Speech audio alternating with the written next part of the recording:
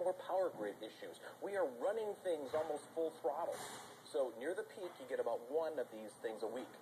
During the peak, during the minimum, you get one. During the peak, you might get 2 or 3 a day.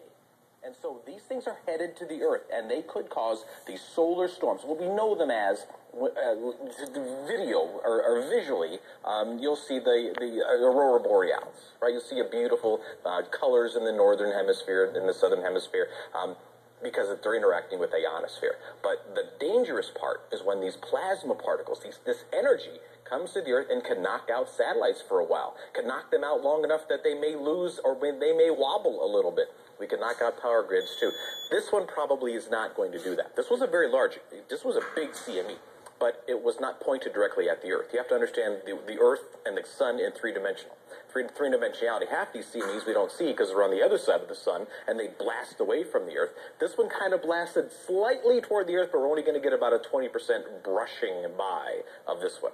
And there's no possibility that any of that stuff would come to the Earth, like land on the Earth. It's going to mess up the satellites and the... Yeah, the ionosphere protects us from all that. But I want you to go to a website called spaceweather.com. And you can learn all about this. This is one of my favorite websites of all time. I go on there. We talk to the guys at spaceweather.com.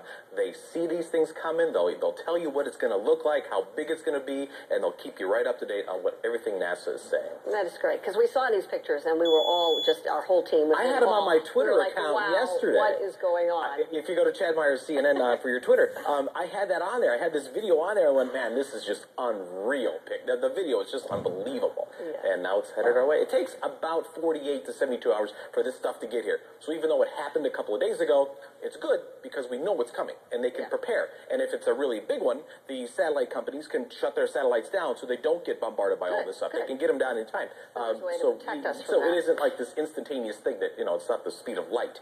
It's because that's when it takes like 6 minutes. So it would be really fast. And just those flares, it's amazing. The size of Earth. Stuff. I know.